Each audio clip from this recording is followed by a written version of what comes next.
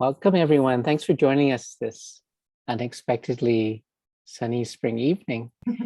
And for those of you that haven't met Leona, please wave to Leona, even though she can't see you.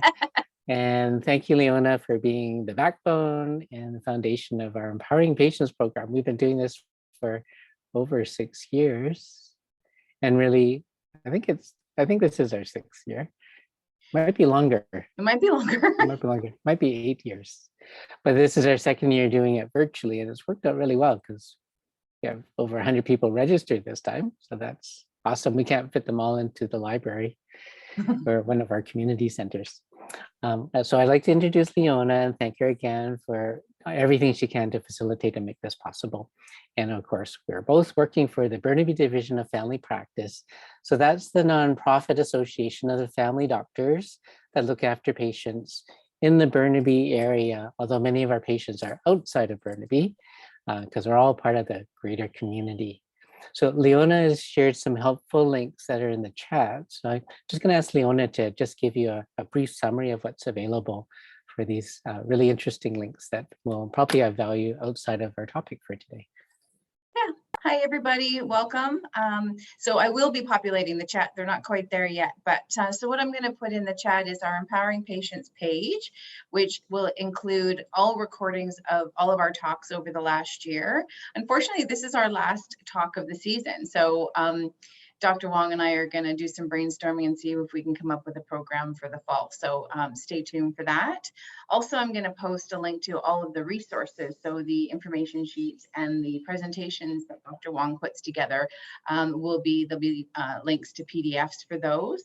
I'm going to put a link to our Burnaby PCN website that offers many social supports, including our community fridge, senior supports, some digital literacy, and more.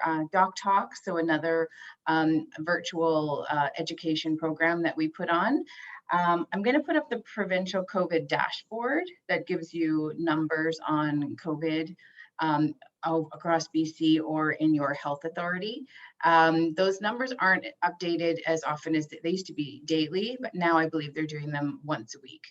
So I'll put that in there. I'm going to put a link to our COVID roundup. So we have a team of 3 of us that put together, that vet some news and information resources and put it into a newsletter. It comes out every Friday. I'm going to put the link to the April 8th issue, and you can just register to that if you're interested in updated COVID information, if you're not sick of COVID already. And I'll just comment that at the end of tonight's talk, we're going to, when I close off the session, a survey evaluation is going to pop up. If you wouldn't mind taking some time to just fill that out for us, the information is really valuable.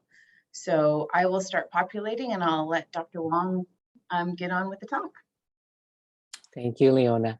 Those links are so useful, and they're really handy as well for about food security. So if any of you are really struggling to get food on the table, there's the useful link through our primary care network. The PCN, or the primary care network, is Burnaby Division of Family Practice and Fraser Health, and a lot of the other community organizations, nonprofit organizations that are working together to support everyone during the pandemic and beyond.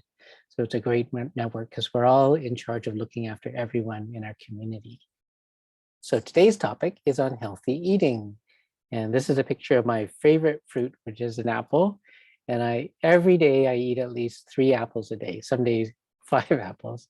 So I buy 2 big bags from Costco every week, and I share a few of them with my kids. My wife doesn't like apples, they give her a tummy ache.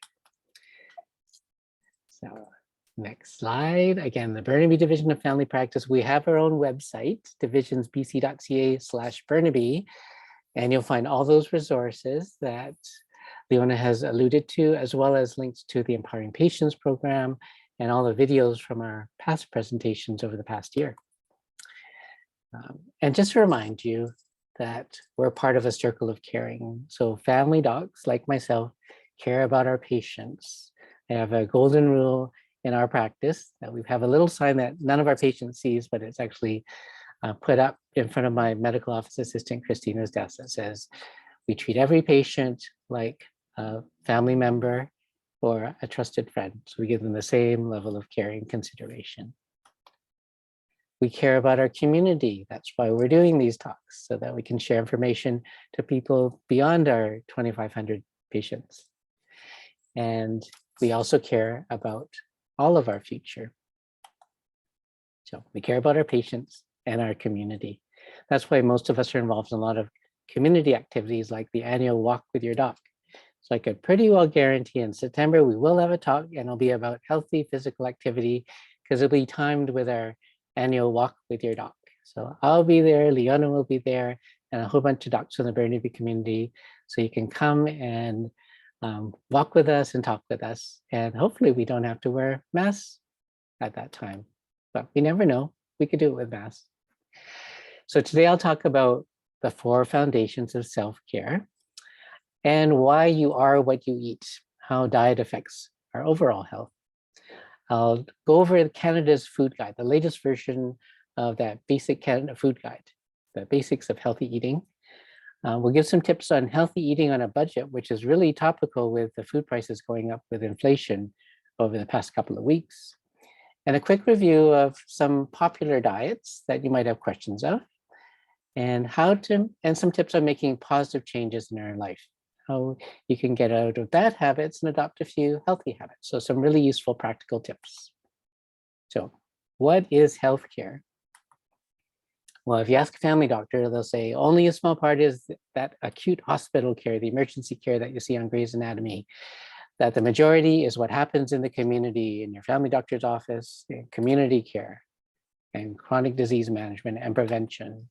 But really, who provides most of your health care? And you're right, it's not the doctors and the nurses and the allied healthcare professionals, but it's you. You provide pretty well all your health care, the healthy eating, taking medications if you need it, healthy physical activity, maintaining your emotional well-being, maintaining your social connections. These are all important, and these are things that you do yourself. And we're here to support you. So real healthcare is self-care, and you're the one that's most responsible. And the best predictor of your future health, at least those things under control, are the habits we practice today, such as healthy eating. So those 4 foundations of self-care, looking after ourselves, can be divided into 4 big groups. What you do, and that includes physical activity, exercise, and balance by rest. The second foundation is how you feel, emotional well-being. And the third foundation is how we connect, healthy relationships. And the topic of today, what you eat and what you put into your body. So we can put in some unhealthy things into our body, like a high-fat diet, unhealthy fats that is, excessive alcohol, cigarettes, and recreational drugs. Because we really are what we eat. And hopefully you don't eat too much gingerbread. Because what we eat is what we use for energy. And it's also the building blocks for all the cells that make up the organs of your body. So it affects the quality of your body and your mind and your overall health. So a healthy diet provides those building blocks to build strong bones and healthy organs, including your brain and your heart and your kidneys, and those muscles that you need to use to get through every day and to do everyday tasks. And a healthy diet provides the vitamins, minerals, and the nutrients to promote healing, supporting the immune system, and preventing cancer. And of course, a healthy diet provides that energy to fuel your body to get through the day. This is my old car, which was destroyed in an accident when a big truck ran into me head on, when I had the right of way, of course, and no one was speeding. But when I had a nice car, I didn't put lousy fuel into the tank. So why would you do that to your body? It looks really yummy, but it's not the best fuel. This would be a healthier fuel for the body, but it wouldn't be so good for my old car. I'm now driving a very energy efficient Honda Clarity, so running on electricity most of the time. So food can harm us if we consume too much fat of the unhealthy fats. And you'll learn later that there are good fats that we need for our health, and there are some unhealthy fats, such as saturated fats. So we'll go over the details of what kind of fats are good for our bodies and which ones we should limit. If we have too much salt, too much calories, and too much sugar, this can lead to obesity, osteoarthritis, which is the wear and tear arthritis on our weight-bearing joints, like our hips and our knees and our back.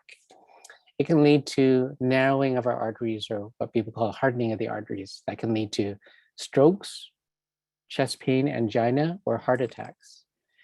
It can contribute to diabetes if we're genetically prone, and it can contribute to high blood pressure. So you can see our diet can cause disease, but our diet can be used to help chronic conditions as well. And if we're deficient in some vitamins, that could be harmful as well. So if you don't have enough calcium in your diet or insufficient vitamin D, it can affect the growth of bone. It can lead to osteoporosis or a thinning of the bones and fractures. And if you don't consume enough protein in your diet, that can cause weakness and wasting of your muscles. So any kid that's bodybuilding knows they need extra protein, but we need it at every stage of our life too. So deficiencies in vitamin B12, folate, or iron can lead to anemia and therefore tiredness, decreased endurance for physical activities, and it could even affect our thinking. So often in the elderly, that means people just a few years older than me, can be deficient in B12, and that can lead to some impairment of cognition. And sometimes replacing that B12 can improve our memory and our thinking as well if we're deficient. So knowing all that, which most of you know already, why don't we eat better? Well, there's a lot of things that sabotage our best intentions and our knowledge. One is habit. So it's just so easy to go through a drive-through, just so convenient. And then once we get into that habit, it's a no-brainer, so easy to do, to drive through a fast food place and get a quick snack. Saves so much more time. And we have a lot of comfort food. We have an emotional connection with food, like Kraft Dinner, macaroni and cheese. And we all have a cultural connection with food. So I'm third generation Canadian-born Chinese, but I've been to countless Chinese restaurants. So many Chinese restaurants.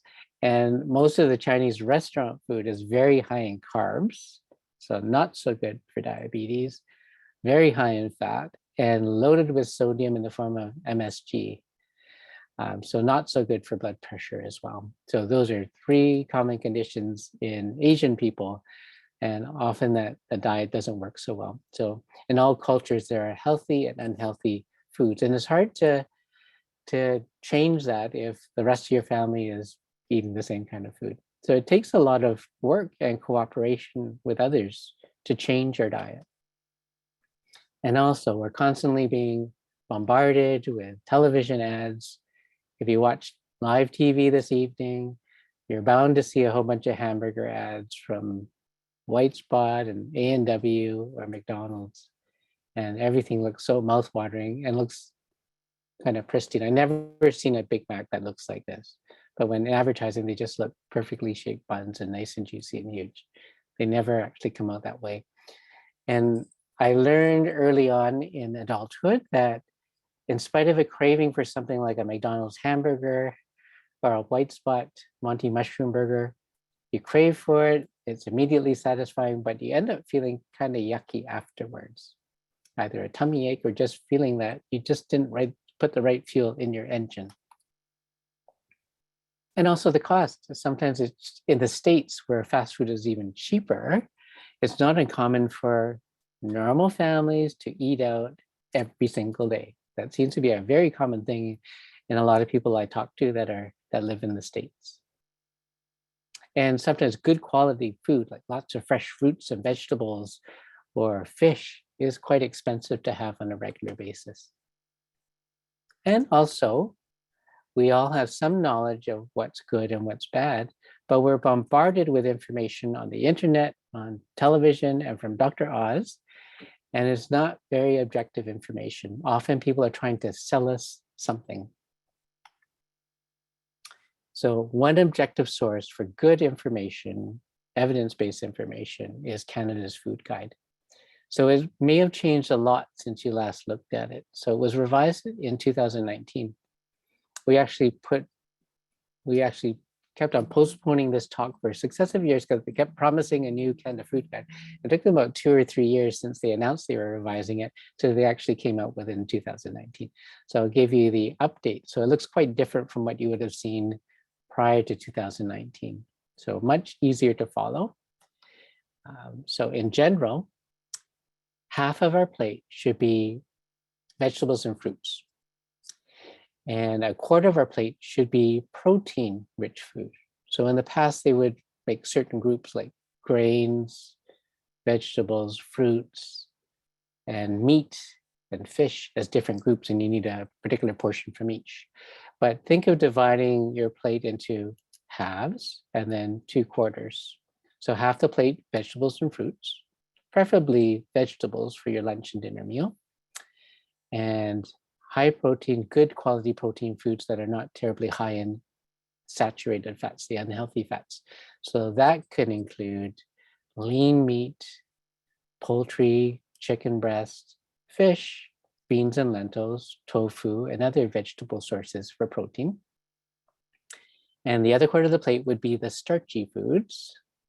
And depending on your overall health, if you have diabetes, there's particular types of starchy foods that are healthier for you. And drinking water is a good choice for a beverage rather than alcohol or something that's high in sugar. So try to avoid consuming pop or fruit juices. So you need to eat plenty of fruits and vegetables. They contain fiber, and that's what plant products have that you don't absorb through the bowel. So it actually makes our stools more regular. It may reduce the risk for colon cancer and might reduce the risk for flare-ups of diverticulosis, which is a common condition in our bowel. It provides plenty of vitamins and micronutrients and minerals. And again, it should take up half your plate, so the majority. And it's better to eat whole fruit, like my favorite fruit, the apple, or a whole orange or a banana. It's better than having them concentrated into fruit juices because we're not meant to burn off all that sugar that we can get from a glass of juice. And for that quarter of the plate that are protein foods, some options would be eggs, particularly egg whites, and then lean meats and poultry. Poultry meaning mainly chicken and turkey breast. Duck is a bird as well that we sometimes consider poultry, but it tends to be a fat much higher in saturated fats. Red meat means beef, lamb, and pork. Those are the higher fat meats. So you should, if you have those, you should have leaner cuts like lean ground beef. And a lot of people think that pork is white meat because it looks like it's white, but that's considered a red meat. Pretty well anything from a pig is not good for you. It's funny we have so many different names like ham and bacon and pork, but anything from a pig is high in fat. But other good sources of protein you may not have thought of all the time would be most nuts are actually a healthy type of fat, including peanuts and almonds and cashews, almond butter, peanut butter. Those are good sources of healthy fat, but a good source of protein as well. So like some peanut butter, almond butter on whole wheat toast would be a pretty good start for your breakfast with maybe a banana or an orange. And sunflower seeds, another good source of protein. Other sources include fish. So we're thinking more like the swimming fish and to a lesser extent, the shellfish. So the fatty fish like tuna and salmon are really good choices. So salmon is my favorite fish to eat as well. So we have that at least once a week, sometimes twice a week. And a kind of a favorite breakfast I grew up with my mom was salmon and rice in the morning as a breakfast. It's good to have lower fat dairy products like skim or 1% milk. It's a good source of protein as well as calcium and vitamin D. Beans, peas, and lentils are also a good source of protein. So one of my sons that lives with us and cooks for us is vegetarian. So he does eat fish as well, but doesn't eat the chicken or any of the red meats. But we've learned a lot of good vegetarian meals. So almost satisfied eating a totally vegan meal. So beans, peas, and lentils are an excellent substitute for animal products for the protein. And you'll also save money during the winter on heating, just because everyone has so much gas on a vegetarian diet. Fortified soy beverages or tofu or soybeans and other soy products are another good source of protein. We should choose whole grain foods when we're talking about the starches, and that includes quinoa, wild rice, whole grain pasta, oatmeal, whole oats, because they're high in fiber, vitamins, and minerals. And that, again, fiber reduces the risk for stroke, colon cancer, heart disease, and diabetes. We should watch out for those grain products that contain extra sugar and sodium and saturated fat. So we really have to kind of look at the labels. And some of these include certain kinds of breads and muffins and crackers and some pasta dishes. So start looking at the labels if we try to limit our sodium, particularly if you're prone to high blood pressure or heart failure. And choose foods with healthy types of fats instead of saturated fats.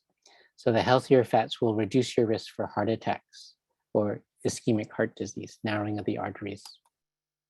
So examples of healthy fats are, again, nuts and seeds, avocado, vegetable oils like canola, soft margarine, olive oil, fatty fish that we talked about, like salmon and tuna,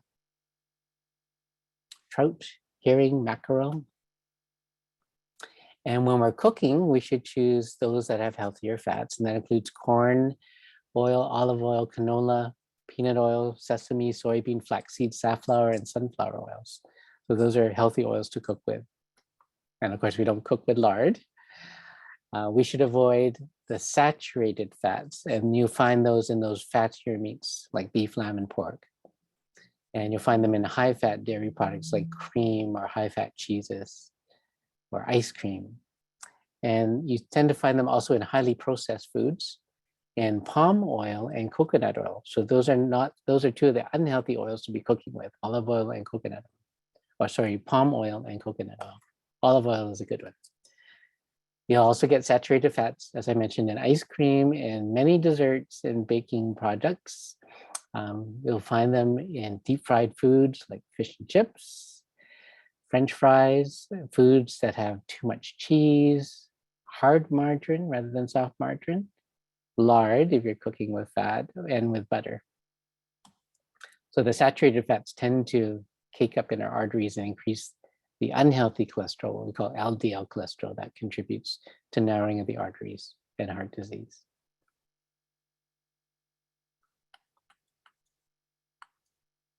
So I think I probably covered most of your favorite foods.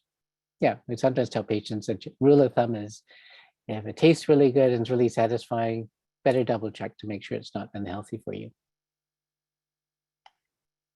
So highly processed foods include sugary drinks, ice cream, frozen desserts, and candy.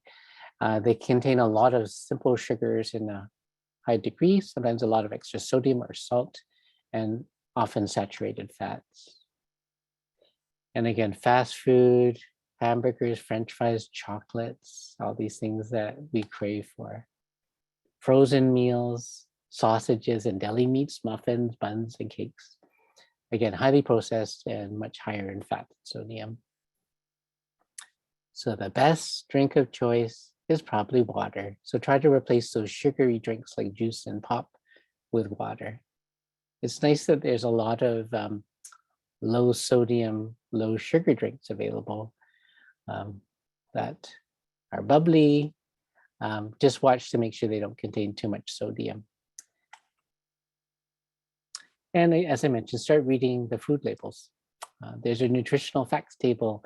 So the standard in Canada is the first ingredient you see on the list on the ingredients on a label for any product you buy in the store is usually the ingredient that weighs the most. Watch out for things that you might be allergic to, and note the expiry or best before date, especially when you're buying things in bulk. So the Canada Food Guide, that's the website that you can read more about Canada's Food Guide, but that's the guide in a nutshell. So there are certain health conditions where we recommend specific diets. So ask your family doctor before you make any major changes, what type of diet is best for you and your health and your family history. So again, none of this should be taken as medical advice, but really it's general information that, and if you have specific medical conditions or particular goals in your lifestyle and diet, then talk it over with your family doctor. So if you have diabetes or the precursor to diabetes, which is glucose intolerance, it means that our body cannot manage glucose in all its forms in our diet. Glucose is used for energy for every cell in our body, including our neurons, our brain cells. But with diabetes, we don't metabolize or break down that sugar very well. Our bodies have an organ called the pancreas that secretes insulin, and that helps our body metabolize or break down glucose and use it for energy. So people with diabetes should not be fasting. With diabetes, you want to keep the sugar levels fairly even so that we're able to manage the blood sugars without big ups and downs. So 3 principles would be: 1, frequent smaller meals rather than one big meal or skipping your breakfast. Portion control, so managing how much you're eating, not only calories, but what's on your plate, which we'll see in a second, very similar to Canada's Food Guide. And the principle of low glycemic index. So I'll get into that as well. So you'll see this looks very similar to the Canada Food Guide, but this was first the recommended diet for diabetes. So again, half the plate should be vegetables, and a variety is even better. We should consume on the starchy side grains or starches such as potato, rice, corn, and pasta. And of those, we pay attention to what we mentioned, the glycemic index. And I'll talk to that in a second. And the core of the plate would be protein sources, meat or alternatives such as fish, beans, or lentils. 1 fresh fruit per meal is usually manageable for people with diabetes or pre-diabetes. But we definitely don't want to concentrate a bunch of fruits into a glass of juice.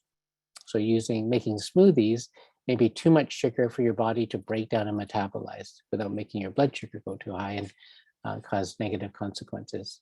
And of course, water or skim milk or low-fat milk is a good alternative for drinking.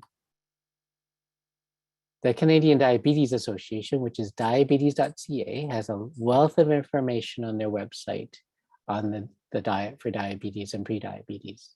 So another way of looking at portion sizes would be, of course, vegetables, which should be off your plate. So as much as you can hold in both hands, you can eat those vegetables. For grains and starches, which is a quarter of the plate, should be about the size of your fist or the size of a regular fruit.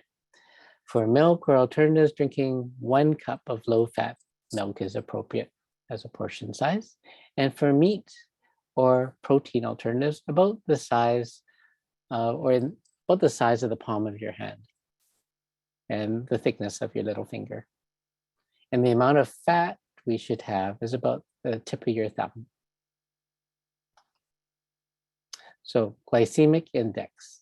It's a measure of how quickly a carbohydrate or starchy food allows your blood sugar to rise. So a food with high glycemic index, like white rice, will make your blood sugar go up faster than a lower glycemic index alternative, such as brown rice. And similar things with white bread, highly processed, will tend to make our blood sugars go up higher. So high glycemic index, so not so good if you have diabetes or trying to lose weight, versus low glycemic index whole wheat bread, whole grain bread, which will make our sugars go up a little bit slowly so we can burn them off. So other examples of lower glycemic index foods which are desirable for people with diabetes or glucose intolerance would be quinoa, whole grains, and brown rice.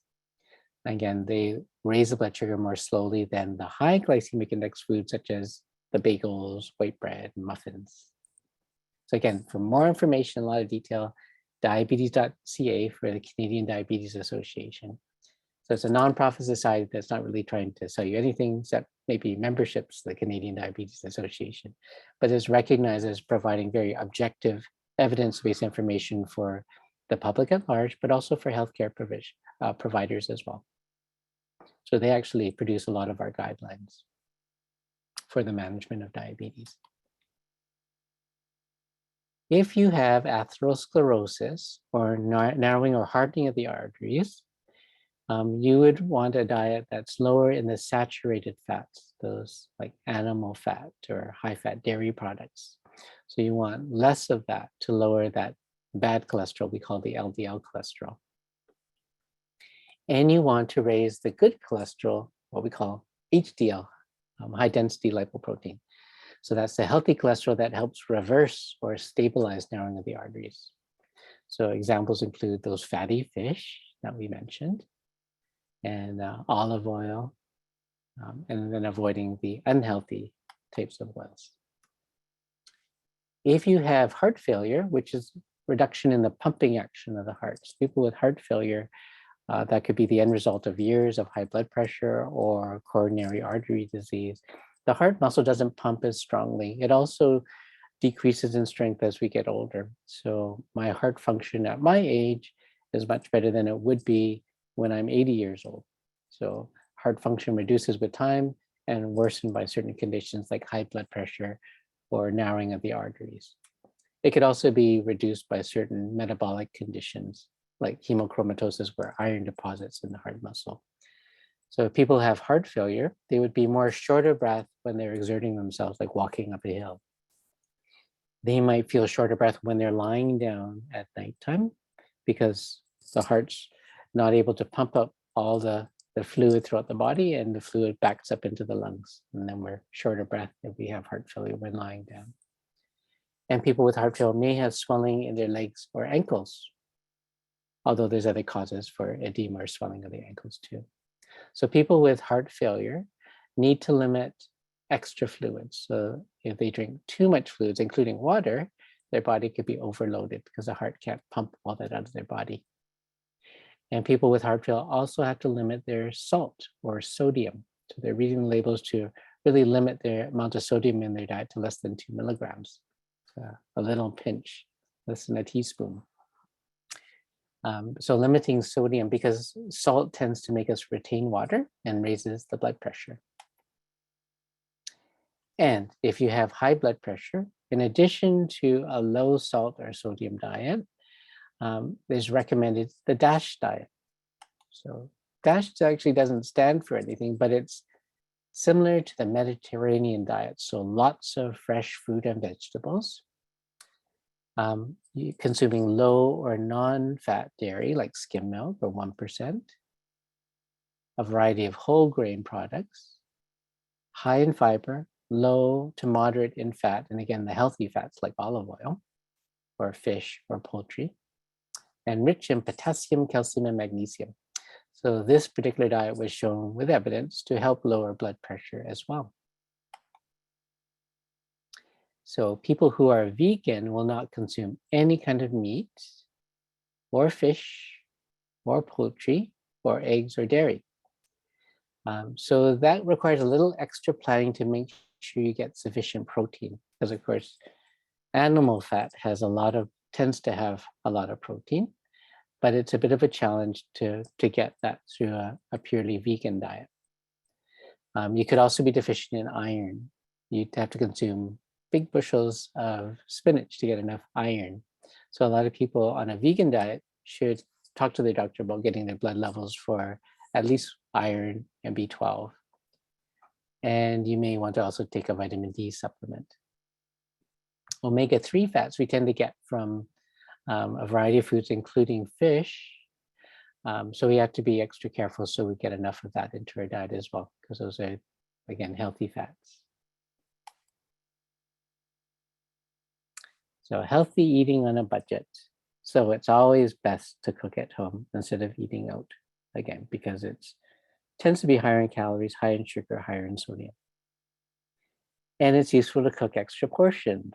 So when my sister cooks a dinner for us, so she actually cooked for us on her birthday on April 16th, She actually cooked double, like double of what we needed for our small family that was there.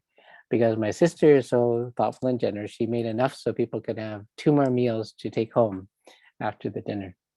But that's a very efficient way, cost effective on a day-to-day basis of cooking extra portions so that you have some leftovers for future meals of home cooked meals and have something for your lunch so you don't have to buy something from the cafeteria or the fast food restaurant.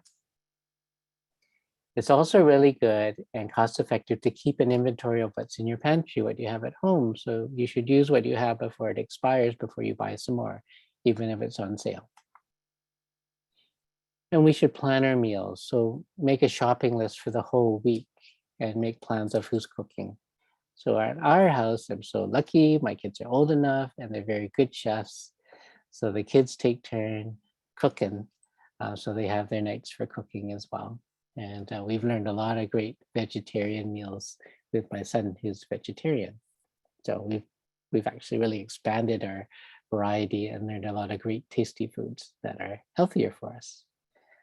And read those labels, especially those best before dates and the unit costs. So my daughter reminded me when she was about 5 years old, we went shopping and she said, "Did you check the label? Mom always checks the expiry date. So you get that salad before it's going to be expiring. So you get an extra week out of it if you're careful and read the labels." And know your prices for different foods and then buy things when they're on sale because they all eventually go on sale and different costs at different places. So unless you're sharing with lots of family and friends, you should buy what you need and not a lot more than that. And plan ahead for healthy snacks like carrot sticks and other raw vegetables, maybe low-fat cheese or popcorn without lots of butter on it, or yummy whole grain bread. Things that fill you up and are satisfying, but are not high in sodium or fat or sugar. So if we plan ahead and have healthy snacks, then we're less likely to break open the bag of potato chips. I think potato chips are such a cruel snack because when you look at the nutritional content and the calories, they might say this is the calories or sodium for 10 chips, but then no one stops at 10 chips because you just crave for the taste and the sensation. If I were to invent a healthier snack, it would probably be a potato chip that expands to a whole potato when you put it in your mouth. So if you don't choke on it, at least you'll feel satisfied with one chip. When you're eating on a budget, when you're looking at meats and the protein alternatives, we should buy larger packages on sale, divide them up and put them in the freezer. So divide it so that when you're ready to cook that for a meal, you can just take out the single serving. Or you can team up with other families or relatives and then buy in bulk, which is cheaper when it's on sale, and then divide it up if you can, if you have a freezer. And buying dried or canned beans and lentils or tofu, eggs, canned fish, peanut butter are also good sources. For vegetables and fruits, you have to buy in season. So the most expensive watermelon I ever bought was 29 years ago when my wife was pregnant with my oldest son. She had a craving for watermelon in the middle of the winter, and the only place I could get it that time was a watermelon from Granville Island. It's the most expensive watermelon they ever bought. But again, nowadays, if you go to places like Costco, you get fruits from all over the world. And don't buy fruit that needs to be eaten right away. It's overripe because then it's going to go bad. Like the bananas will go bad before you have a chance to finish the whole bunch. And buy larger bags of frozen vegetables. Just watch the sodium content in frozen food because then you can bring them out and you still get a lot of good nutrition, even if it's not totally fresh. And buying canned and frozen and dried fruit could be an alternative that lasts longer. And again, for the grains, buy your rice, flour, oats, and pasta in bulk, and buy a whole grain bread in bulk, and then store the loaves that you're not eating this week in the freezer. That's what we do when we buy 3 or 4 loaves of bread. As I mentioned, Burnaby's Primary Care Networks has a food network that's part of our community's social, emotional, and wellness support programs. So if you want to know how you can support the local food network or the food banks, you can check with on our website or Burnaby's Primary Care Networks and the links that Leon has provided with us on the chat. So I'll talk briefly about each of these really popular diets that patients are always asking about. I might even start doing without telling me till after the fact. And when I find out that their cholesterol is really high or their blood pressure went up or their blood sugars are out of control, I might find out after that they may have been on one of these 3 popular diets. Intermittent fasting, people usually go on that to lose weight. The keto diet, which people often go on also to lose weight, and the paleo diet. So I'll talk about the principles of each of these and the positive effects of them and the rationale for them, and also some of the downsides you should watch out for. And if you're thinking of doing any of these, because some of them are quite drastic, it needs to be understood within the context of your overall health. So a good person to talk to would be your family doctor to see if you're embarking on something that's quite drastic to lose weight or for other reasons, then talk to your family doctor to see if it's right for you. So the idea of intermittent fasting is not eating for a period of time, either each day or for a week. So there's different variations. So these are 3 common variations. So the first is alternate day fasting. So eating normally one day and then fasting or eating a smaller meal the next day. There's the 5-2 type fasting. So you eat a normal diet for 5 days and fast for 2 days out of the week. And there's the daily time limited fasting. So just setting up a little window of time where you're not going to eat.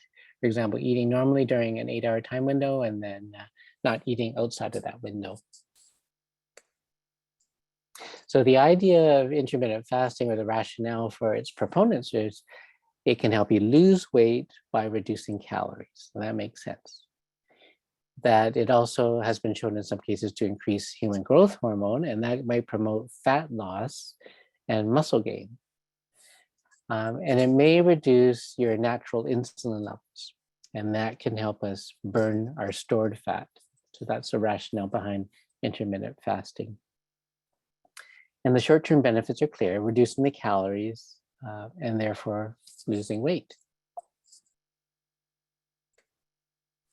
The downside is being really, really hungry and tired.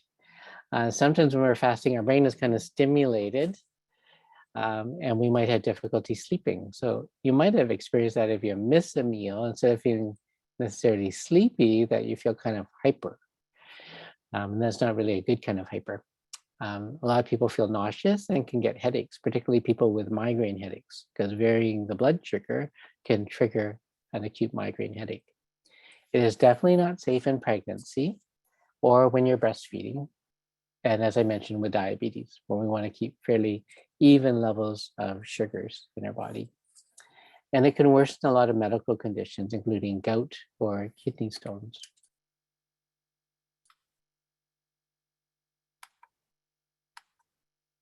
The keto diet. So the idea of the keto diet is basically a high-fat diet that's really low in carbs. So not eating like a lot of grains or starchy foods or sugary foods. And the rationale is that when your blood sugars drop after 3 or 4 days on a keto diet that's high in fat, and often animal fat, the body thinks it's starving and it starts breaking down fat and protein. It's usually we break down the sugar first before we start working on the fat and then the protein for energy.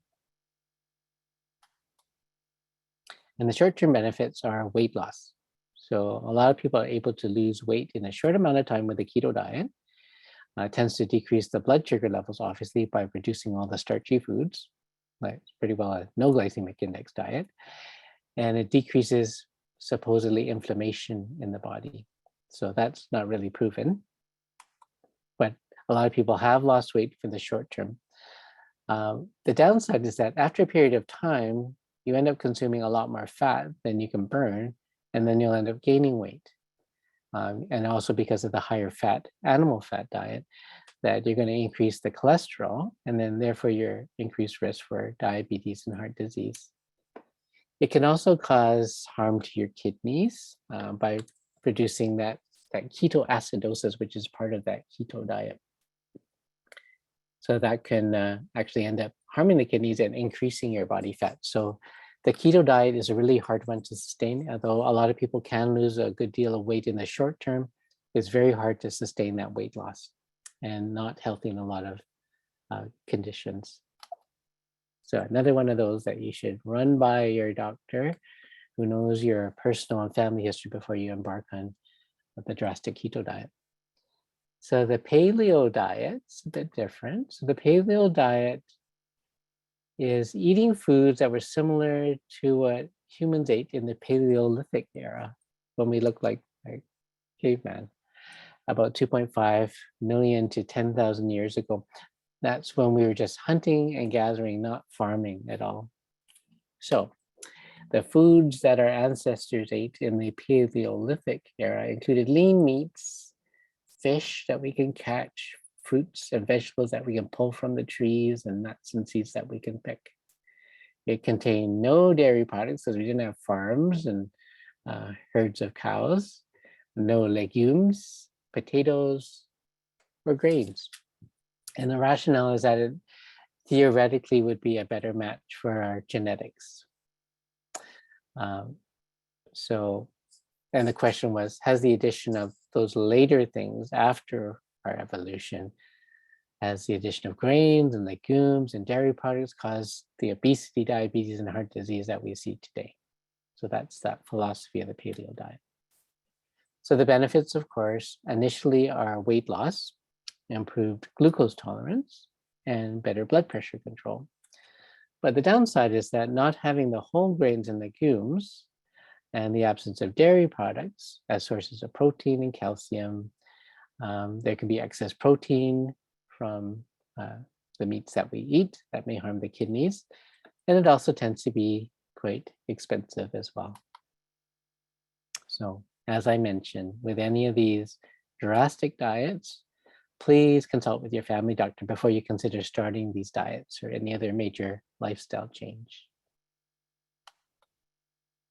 So I'd like to share some tips on how to change your lifestyle or start any kind of goal that you really want to achieve. So number one would be to choose wisely. Choose a goal that matters to you and is kind of aligned with what you value. Visualize yourself having achieved that goal. So kind of reshaping your identity. I am a person that consumes healthy foods and enjoys giving my body the fuel it needs to get through my day and to be my best self. And visualizing kind of primes the pump for success. So we can see our goal or the end of the road. It kind of motivates us to take that first step and then every step along that way. Break down that big goal, that humongous goal of eating a perfect diet, to something that's manageable. Turn that mountain into a molehill, because that will increase your confidence. And when you conquer that molehill, you can climb another molehill a little bit bigger than that.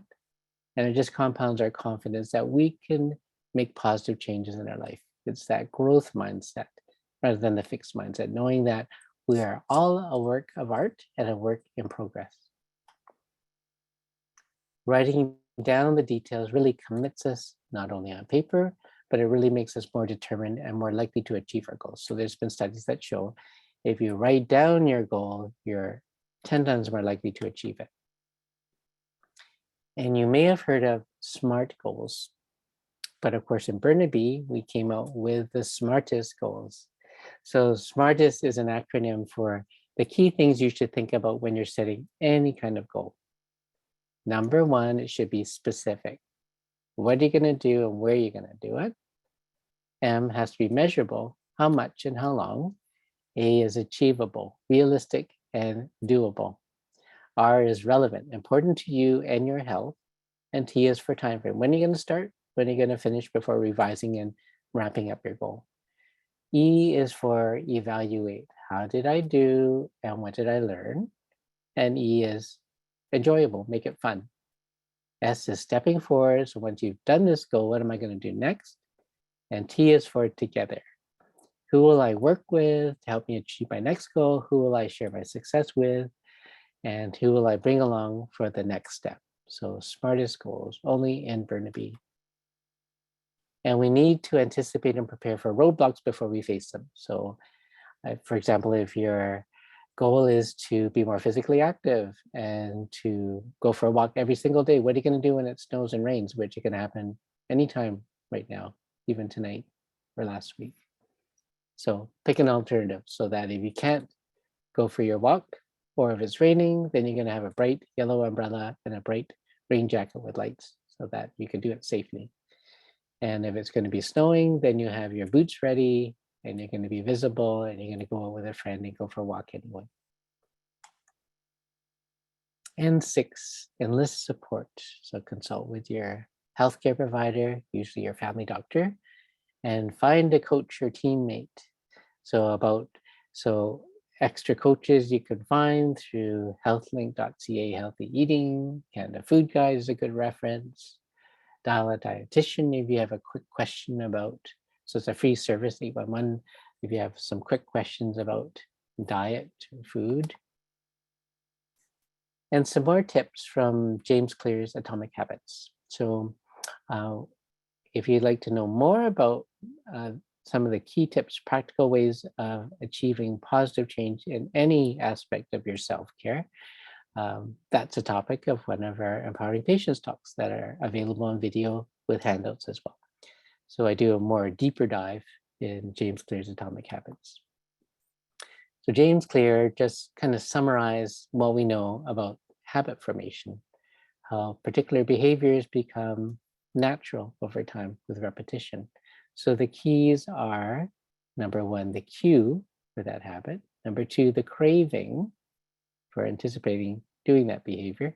3 is the response to the behavior. And 4 is the reward. Cue, craving, response, and reward. That's called the habit loop of anything you want to achieve and habits you already have. For example, the cue can be the context or trigger, such as when you're bored, that seems to be something that triggers maybe habitual eating or having a snack or chips or a can of pop or a beer or a smoke. Sometimes the TV is that trigger where we become couch potatoes. C is for craving. So that's the desire for junk food or chocolate or a drink. And the response can be that behavior, like grabbing a bag of chips or lighting a cigarette or having a drink. And the reward is the immediate positive feedback, and that's the satisfaction, like Wimpy finally eating his 15 hamburgers. So satisfying for the moment, like how I feel after eating a hamburger, soon followed by feeling kind of blah. So how do we use these 4 components of habits to create a good habit? So in James Clear's Atomic Habits, you have to make the cue obvious. So one cue could be putting a fruit bowl on top of the TV or in front of the TV. So it reminds you, instead of going to the pantry and grabbing a bag of chips, that you can easily just grab an apple or an orange or banana.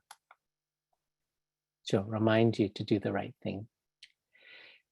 And for craving, you want to make that as attractive as possible. Pair an action you want to do with an action you need to do. For example, if you want to exercise more, then you'll tell yourself that after you go to the gym or go for the walk, then you'll call up one of your best friends, or maybe even better, meet up with your best friend when you're going to the gym or going for a walk. So pairing things together, things you really need to do for your health, pair it with something that you naturally want and enjoy doing to make it more attractive. So find ways of making it easier or more pleasant to do the right thing. And that behavior we want to do, we want to make it as easy as possible. So very little friction or barriers. So if you want to drink more fluids in the form of water, then you keep a pitcher of water on your desk or a water bottle. So it gives you that constant reminder to have a drink of water rather than having a coffee, extra coffee, or eating something that's high in sugar, high in fat or alcohol. And keep your fridge stocked with fresh fruit. So it's really easy just to go there and grab some fresh fruit. And then most importantly, you want to make a reward to make it satisfying, to have that positive feel good feeling.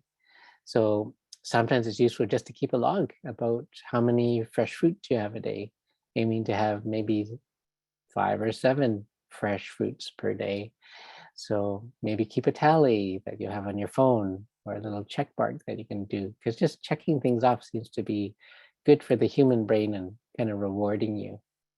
But the other is to just have a little celebration, to give yourself a high five when you're doing the right thing, because that gives you it sounds silly, but saying, way to go, I nailed it, I did it, even something really simple and small, it's a new behavior. And if you give yourself that feel good feeling, that reinforces that behavior. It just stimulates dopamine in your brain and makes it almost like addictive to do the right thing. So celebrate immediately to trigger those positive emotions. Nailed it. Give yourself a thumbs up. Do a touchdown dance if no one's looking. So if you want to get rid of a bad habit, we do the opposite. We make the cue less visible. So if your cue is watching TV makes you eat, then move the TV out of the way in the closet and read a book instead. Or pre-record your favorite TV shows and fast forward through all the commercials so you don't get those reminders to start snacking on chips or to order from Uber Eats. For the craving, you want to make it less attractive. So associate negative feelings with the habit. Remember the downsides. It's like the yucky pictures on cigarette packages. So you remind you about the bad things about smoking and the harm to your body. Or reminding yourself how yucky you felt when you last ate some fast food or had a bunch of fries or a fatty pizza. So maybe a picture or reminder to remind you to make that craving less attractive. And make it more difficult to do that behavior. So don't have any alcohol or junk food in your home. Create obstacles to make it harder. This little picture is an example of a little safe to lock up your tempting snack foods and then hiding the key. And again, make that bad habit less satisfying. So you can make a contract to report to your best friend or your partner, and you have to pay them money when you give into that bad habit. So that makes it very unsatisfying. And then, and then share your successes, because we can't do any of this alone. So if you want to create a new habit and get rid of bad habits, create your own support network. It doesn't have to be AA or NA, but just having that good support habit, that really is the biggest victory, when we can support one another, inspire one another. So this is one of our original walks with your docs before the pandemic and before mass. But last September, we had a great walk with your doc where the whole community came together, including Mayor Hurley, and we all walked around the track in safe social distancing. And so I look forward to seeing all of you in person in September with another safe walk with your doc as well. So I covered a lot of material in a short time, and I have plenty of time to answer your questions about healthy eating, about good and bad habits, and anything else you want, including what to do if you don't have a family doctor, which is the topic of 60% of people out there in Burnaby. That was great. Yeah, we do have some questions here, Dr. Wong. Teresa's asking, what about Coke Zero or Diet Pepsi with a drink with food? What are your thoughts on that? Now you have to remind me if Coke Zero has zero sodium too, because most of the time any bubbly drink has sodium bicarbonate, so it's higher in sodium. So on the label, you can see there's 0 sugar and then 0 caffeine, but read the labels carefully. So the caffeine is that stimulant that might keep us awake or give us energy or make us feel sharper if we need it. And it depends. The studies that are done show that it doesn't necessarily help you lose weight to go with the diet drinks. But if you had no choice on a hot day and you don't have reduced sodium, then of course a Diet Coke is probably better, but we don't know what's in that secret formula. Mhm. We know it's not cocaine because that'd be too expensive, like in the original formulation of Coca-Cola. So there's no Oh, that's cocaine there, right. but that'd be I too heard expensive. that. Yeah, they must have had so much fun in the old days and not a Wow. heart attacks in those days Yeah. too. I was gonna say then a crash and burn after, I think. Yeah. Yeah, but maybe it might be better to have a nice, cool, clean glass of water with ice in it. Sounds great. Yeah. So our next question comes from Emily. She asked, does egg whites contain the most protein compared to egg yolk? Yeah, there's so a lot of bodybuilders that don't want to increase their cholesterol or triglycerides will have the egg whites. And you can buy containers of egg whites, or you can separate the yolk. The yolk is that satisfying part that every kid loves, and most adults do too. But the egg white is the part that's higher in protein, Oh, lower in fat. So that's the healthiest part of your egg. great. Craig asks, are there any fast food restaurants that do offer healthy or healthier food? If so, what items? Yeah, so you can actually see in a lot of menus that there are heart healthy options. They usually have a little icon on the menu. And those tend to be lower in sodium, lower in fat. At any fast food restaurant, you can ask for their little, is almost like a label you get on packaged food, but it'll tell you the fat content, sugar content, sodium content of that Big Mac or that Whopper. So it tells you how much you're consuming as well.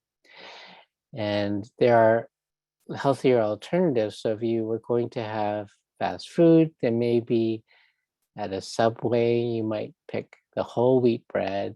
Careful what you put on for a spread, something that's low fat, low sodium, and maybe pick chicken or turkey breast. But they do processed foods and sandwich meats tend to be higher in sodium, so pay attention to the sodium content. And just because, like, I like the taste of the Impossible Patty if I go to White Spot. So if I have a Monty Mushroom Burger, I always pick that vegetarian alternative. But I have no idea how they actually make it. So it is satisfying. I know it's better for the environment because it didn't involve cattle and the greenhouse effect. But it probably is higher in sodium and it is highly processed as well. So we have to be careful about those fake meats or the vegetarian type meats. We have to do a little bit more research if we're going to eat those on a regular basis. And it's probably better to have the more natural sources of vegan and vegetarian protein. So there are healthy alternatives, but you have to look at it with a kind of a critical eye as well, and see if you can look at the contents, which is available at most commercial restaurants. That's where that M word, the moderation word, comes in. I'm vegetarian and I make sure that I spread out anything soy-based and or the fake stuff. It's kind of a treat I have once in a while, but not something I eat on a regular basis. So That's that's right. So what we eat once in a while is okay. So I know at Christmas time or birthdays, I tell my patient, well, enjoy every little bite of your little treat. So don't eat it mindlessly. Enjoy every moment of it. And it's what we eat on a regular basis. It's more important than what we eat once a month or a couple times a season. That's right. How does sugar replacements, example Splenda, affect our health? We don't know. Of course, you've seen studies that the substitutes like saccharin can cause cancer in mice, but have not been shown to cause cancer in human beings. So that might be an alternative if you have that craving for sugar. But it's probably better to eat natural if we can. And I learned to enjoy coffee without putting any sugar into it. So, and only skim milk in my coffee or tea. And you learn to enjoy a nice clean glass of water or tea without having all the extras in it as well. And you enjoy the sweetness of a fresh fruit rather than having it kind of baked into a cookie or a pie. Do you endorse almond and oat milk? Oat milk. Yeah, so those are good alternatives, and actually doesn't go too bad in my coffee too. So sometimes we run out of milk, and then I'll use my son's oat milk or almond milk, and it's actually pretty smooth. And so they're good sources of protein, but read the labels because it's not necessarily a substitute for calcium and vitamin D. So even a glass of milk, it has vitamin D added to it. So it's vitamin D enriched. So likewise, if your kids are drinking soy or almond milk, you want to make sure the kids have enough calcium too. So make sure there's enough calcium in the diet or vitamin D added to the almond or oat milk to make sure you get those nutrients if you're not getting it elsewhere. Great. And this question is from Sandy and myself. Could you please comment on red wine? Well, the only reason that we haven't told people not to drink is that there's probably lots of doctors that like to drink their red wine in the evening after a hard day, after a long day and then 3 hours of all the paperwork and tasks. They're not there yet. But alcohol is not good for you. So alcohol raises the good cholesterol, but it also raises our risk for cancer. It raises our heart rate. It raises our blood pressure. It actually is a toxin for many of our cells. So, but there's so many people that are just socially attached to having that glass of wine. So as long as doctors are drinking, we're always going to have red wine and people saying that it's good for you. So it for some people, it will raise the good cholesterol, but we can raise it by eating healthy omega-3 and 6 fats. Fish, cardio exercise raises the good cholesterol. A better way than consuming alcohol, which has a lot of calories, affects our mood. It's a real dirty drug because at first it relaxes us and then it stimulates us. So I don't know if you noticed that, but if I had a drink, I could feel really sleepy and relaxed and silly. And then a couple hours later, wide awake. So we often wake up in the middle of the night. And it can turn into like an addiction or dependence because we have to have another drink to calm down from the excitement from having that drink a couple hours later. Right. So a lot of negative things, bad for people with migraines like myself. So if I had a glass of red wine or white wine or beer, I can pretty well guarantee I'm going to get a migraine that evening or the next day. So my body tells me, and if you drink regularly and you just cut out the alcohol, you might be surprised how good you start feeling. Not the same good feeling you have right after you drink, but just on a day-to-day basis, your energy level, your alertness, your mood, because it really is kind of mind-altering and it is toxic and causes a variety of cancers. And it does contribute to breast cancer as well. Okay. There's a lot of confusion about soy consumption and breast cancer risk. Any commenting would be appreciated. Yeah, so huge amounts of soy can increase estrogen levels, and many breast cancers are estrogen sensitive. So consuming lots of soy doesn't cause breast cancer, but people that happen to have a estrogen receptor sensitive breast cancer, that can cause that to grow at the same time. But reasonable moderate amounts of soy are healthy for men and women. Okay, great. What would you recommend for someone who is already pre-diabetic? Just a little carb would push my blood sugar high and stay up for hours. Thank you. Yeah, so you choose, if you're having carbs, and choose the low glycemic index versions. And to also burn down the sugars is to be physically active. So it doesn't mean you have to go for a run after every meal and snack, but you can do stuff around the house, cleaning up at the house, just whatever you do, just don't sit down after that meal. So do some physical activity in that hour or so after, so that can modulate the sugars from going too high. And glucose monitors are really useful if you're pre-diabetic because you can see the effect of particular types of foods and meals and portion sizes, and your physical activity as well. So my brother was recently diagnosed with prediabetes, and he just went out and bought that continuous glucose monitor.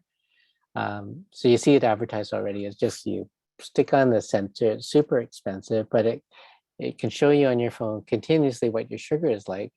And he just saw the immediate feedback of walking all the time and choosing the right foods, carbs that are lower in glycemic index, and the effect on his blood sugar. And he was able to modulate it without taking any medication. But those monitors are only covered by pharmacare in specific conditions, usually if you require insulin to monitor your sugar. So it's very particular and has to be really difficulty monitoring with a regular glucose monitor. But if you have prediabetes, it's worthwhile getting a glucose monitor and seeing the effects of your diet and activity.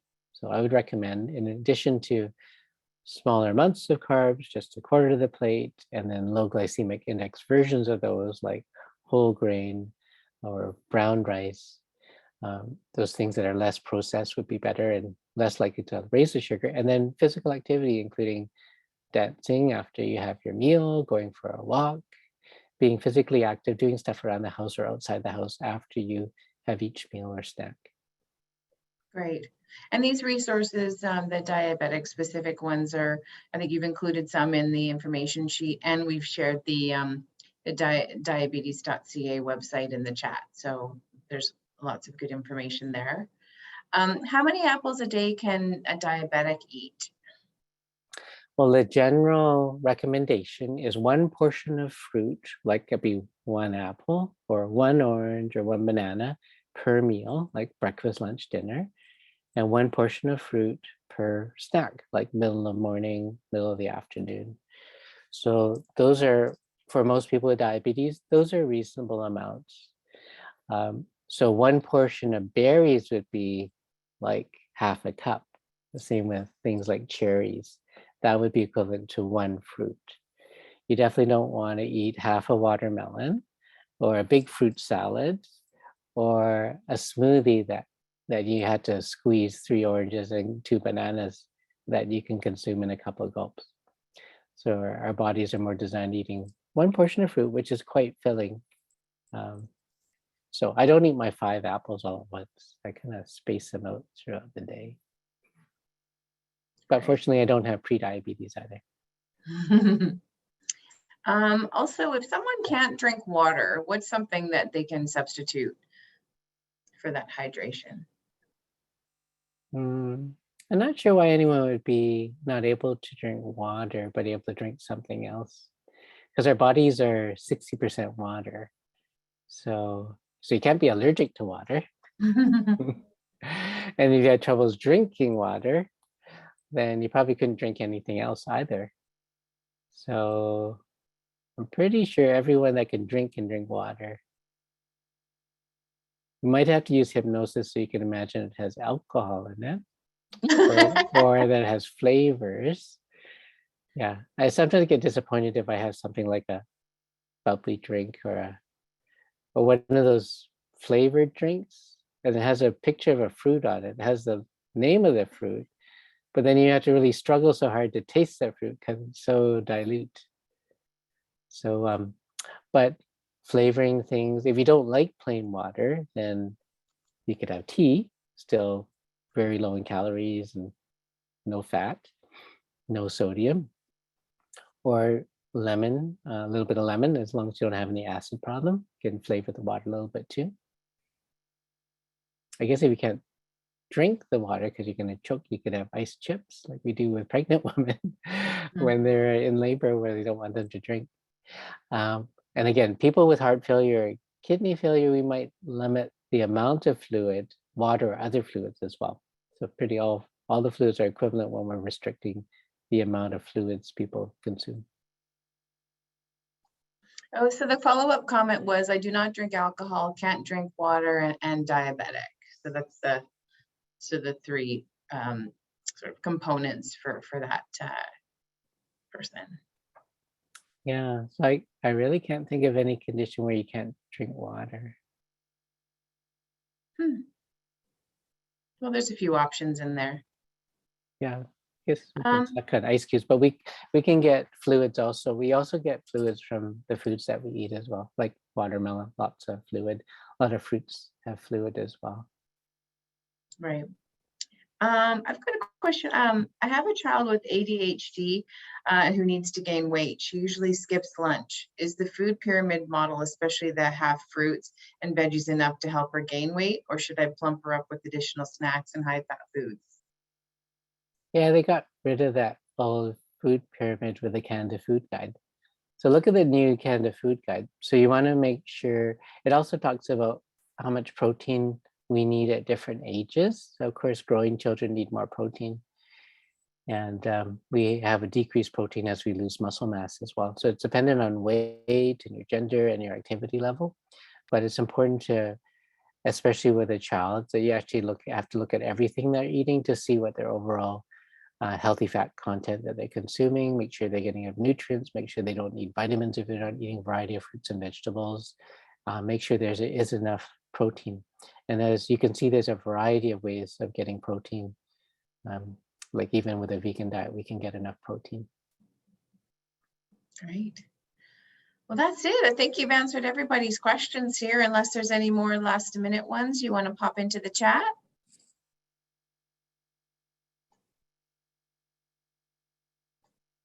Any other questions? I know you've probably seen lots of stuff in the media about the crisis in family doctors. Mm. Family doctors burning out, so hard to find a family doctor. Recent study, 44% of people are worried that if they do have a family doctor, they're worried about losing their family doctor, because a lot of people, when your family doctor retires, then you're kind of stuck in going on all the waiting lists to find a family doctor. And part of what we tried to do with our divisions of family practice when we founded it back in 2011 or 2011, 2012. I think that was around when we started. I think it's, Yeah, 2011. yeah. Yep. Yeah, so it was to increase the availability of family doctors, attract more family doctors into each of our communities, and to connect patients and attach them to family doctors, because we do know from the big studies around the world, Barbara Starfield in particular did research to show that in communities where there is a high degree of attachment to family practices, family doctors, those people have fewer hospitalizations, better health outcomes, and lower cost care overall. So great benefit to having a doctor that you know over time that's looking out for you and advocating for you. But it's kind of a crisis because of population growth and then doctors retiring, and a lot of doctors not doing the full service family practice. So full service family practice today means looking after people from babies to the elderly, seeing your patients in the office. But when I started practice, full service family practice was doing palliative care, delivering babies at the hospital, um, doing house calls, residential care for our patients that are in long-term care, the whole spectrum, and doing everything from babies to the elderly to palliative care to cancer care. So that's still, that was full scope, full service family practice. But majority of family doctors now, they look after all ages, all genders, but most do not do deliveries. And after 31 years, I just gave up my deliveries last week so I can catch up on sleep. Mhm. Yeah, because I was only one of 2 family docs that were still delivering their own patients at Burnaby Hospital. And it's quite a rarity in the city, more likely in smaller communities. And most family docs don't do palliative care for their patients, but I do follow my patients when they're getting home care to do the home visits to the end of life, unless they're in the hospice where there are now palliative care physicians that just round on the patients. And I have been seeing my patients in the nursing home, but recently now the nursing homes, as soon as our patients move to long-term care, they're being assigned to physicians that do residential care. So there's been kind of a carving away of our full scope. And in the olden days, we used to admit patients to the hospital, but most of my colleagues don't have hospital privileges anymore because there's a subgroup of family docs that do hospitalist medicine and only do the hospital stuff and don't do the rest of the practice long-term care or longitudinal care. So because doing full service family practice is very difficult. So medicine has always been really challenging because we deal with a variety of emotional, social, medical problems, lots of uncertainty, difficulty access to tests. But now it's even more difficult for a variety of reasons. I'm talking on a computer. It's the same computer that I have to use to do all my consultations with patients, either by telehealth or in person. And at the end of the day, I spend 3 hours going through all the information that comes in through the electronic medical record or computer. And that's lab results, reports. I spend at least an hour a day on forms. And if I have a big report to do on a patient for a car accident, that could take a whole afternoon or a day. So every form that a patient brings to the office is like, I was just telling my colleague, Dr. Brar, we used to say that a cigarette takes 5 minutes out of your life. So every form a patient comes in kind of takes 20 minutes to 2 hours out of the personal life of your family doctor. Yeah. And there are more forms that I get now to complete than I did when I started practice 31 years ago. And it used to take 15 minutes to go through the lab results that came in on paper because we only got one version of them. But now when you go to the lab to do the stool occult blood test for the colon cancer screen, I will get a task that I have to open up and file away that says, you picked up the kit. I'll get another task in a couple of days that says you dropped off the kit. And I'll get another task a day later that says the result of that test. Likewise, if a patient goes for an electrocardiogram, and I have to open, the computers have not been designed to be doctor friendly. So it takes us so long to get through all these tasks. It's faster for me to write a note than to do it by hand, so that's great. But it's all the other things that kind of create a huge headache for doctors so that our days are longer. The joy of medicine is our face-to-face time with patients and seeing positive changes and educating our patients, learning about their stories and their goals, and then helping them achieve the goals. Kind of like what I shared with you today. But the part that really drains our batteries low are the long hours at the end of the day when we should be at home, where we're staying late at the office to complete all our charting, which is the lab results that came back. And that's minimum 2 hours, 3 hours every night. Either we do it here or we go home and do it when our wives and children are watching TV. So doctors are getting burnt out trying to do the full service. And also it's really expensive to run an office. So all the young doctors that I've mentored into practice, all but one, my partner, Dr. Brar, is doing full service and hiring his own staff and sharing in the administrative work of our practice. But a lot of younger doctors don't want to do the administrative part. So it falls on the senior doctors to do it. And it's so much easier for doctors to work in the walk-in clinic and treat one problem at a time. When we see patients, they bring in 3, 4, 5 problems at a time, and sometimes without warning. And it's really difficult because we have to think through the process for each problem.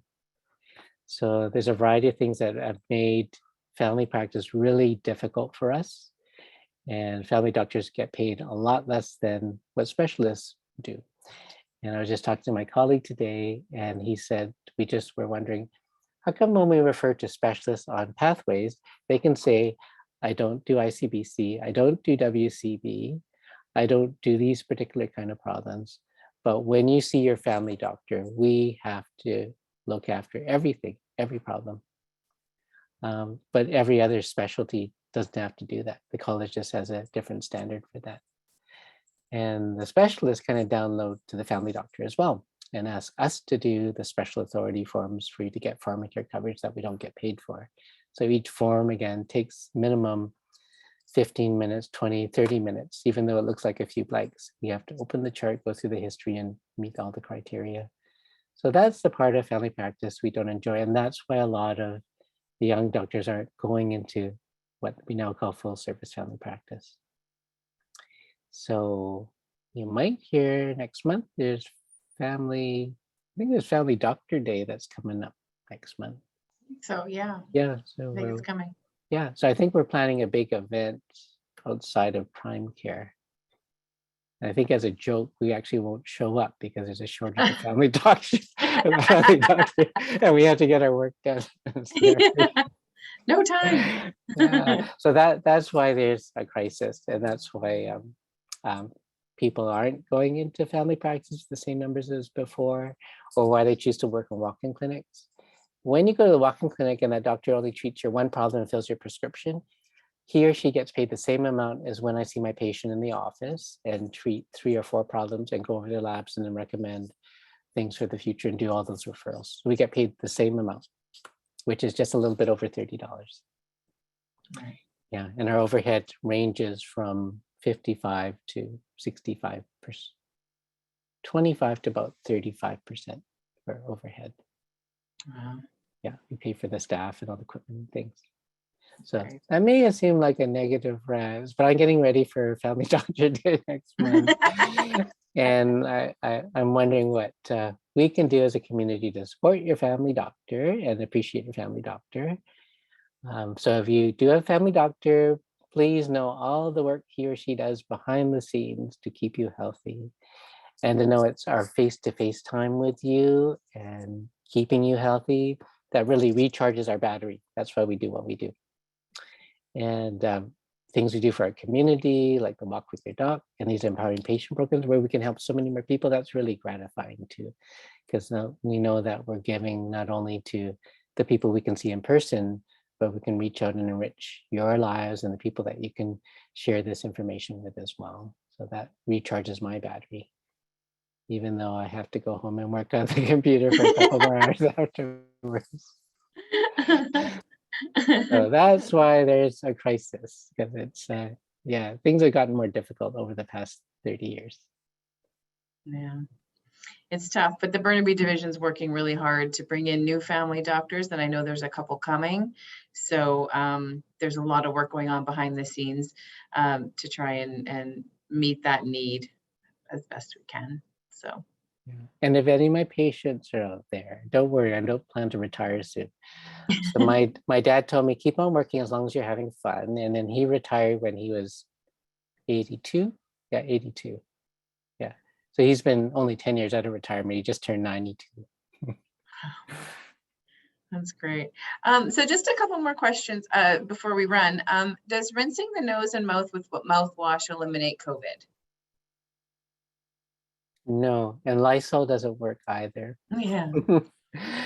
I think people tried to do that so that you would more likely test negative when you have to do the test for the airplane. So that Right. was a strategy people used to kind of lower the viral load. So a rapid test will come back as a negative, but it won't eliminate COVID because those spike proteins have a way of really latching onto the mucous membranes, respiratory mucosa, the nose, sinuses, throat, and chest. Right. Is there such a thing as the annual physical with your family doctor anymore? No, and it probably never was, because MSP says that complete physicals are not covered unless there's a medical justification. So a patient will either have to have a chronic condition such as diabetes, heart disease, heart failure, where they have a condition that will affect multiple organs, so it would warrant doing a complete head-to-toe check. Or people that have a condition such as unexplained weight loss or extreme low energy where a physical exam is warranted. So not as a routine. That's why private physicals like some drivers' medicals are not covered by medical. And that's why if someone's feeling really healthy, then they don't necessarily need a complete physical. It's not covered by MSP. But what you can do there, we did our last talk was about screening tests, what you need at different ages. So it's useful to look back on that. I also went over the review of systems, so symptoms that would warrant seeing the doctor and asking and they usually would require an in-person examination. And then the doctor can talk to you whether or not it actually warrants doing a complete physical. So it's something that the doctor has to justify to the medical services plan, not as a routine. Because research suggested that doing a routine physical in healthy people at any age without any chronic conditions does not improve health outcomes. Although I like to think, because I'm really thorough in doing physicals, that I will pick up something. But MSP would argue that a routine physical is not cost effective and therefore is not paid for by the medical services plan. Interesting. Interesting. I think this might be the last one. There's really lovely words of gratitude in the chat. Dr. Wong, if you want to take a gander. Is the fragmentation of family practice a good thing for continuity of care for the patient or not? Personally, I say no, because as a family doctor, I'm an advocate for my patient. So I don't treat disease. I only see a condition or disease in the context of that person's life. So how we see things, how we view things, how we treat depends on that individual's life story and their goals. So we're part of their story over a lifetime. We build trust and confidence over time. So you trust my judgment, my opinion, but I also trust that you share the intimate details of your life and your goals. So there's no such things in my practice as doctor's orders. It's the patient's goals that we share together and we work towards. I'm their coach, but their advocate over a lifetime. And I'm their advocate for the healthcare system. So when family doctors worked in the hospital, we made sure that we pick up on any mistakes that come when there's too many cooks in the kitchen. So we catch mistakes that are made inevitably when there's so much complication, so many people involved. But unfortunately, family doctors not being in any of our urban hospitals on a regular basis, then we can't be advocates for them in the hospital all the time. But we are there to make sure they get the tests and see the best specialist for their condition in as timely fashion as possible. My medical office assistant, Christina, loves my patients the same way I do and uses the same golden rule. So if we're trying to get a mammogram, we want to be urgent. She knows she's going to have to call 5 or 6 places to find out who can do it fastest for that particular condition that needs it to be done right away. So it takes that extra effort, but because we have that personal relationship connection with our patients over time, we are their advocates.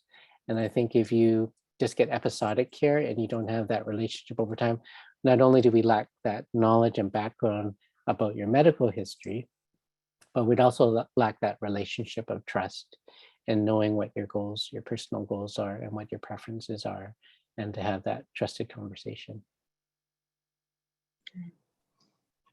Well, I think you did it. I think you covered it. We've got some lovely thank yous and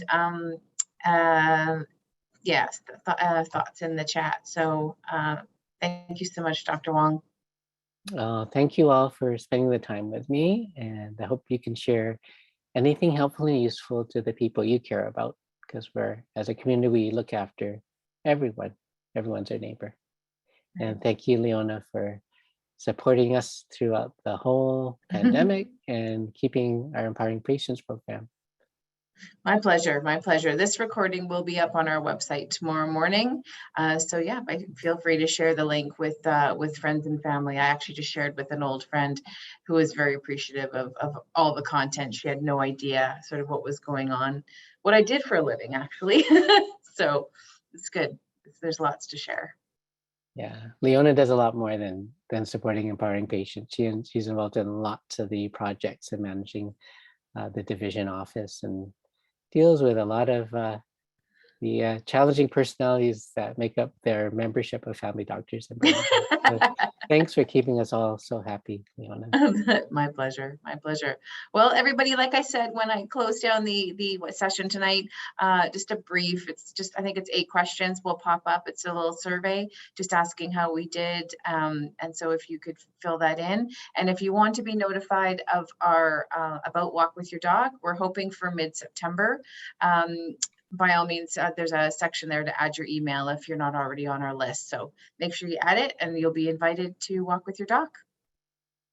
Okay. Thanks again, Leona. Good night, Thanks. everyone. Thanks, everyone. Have a great night. Good night.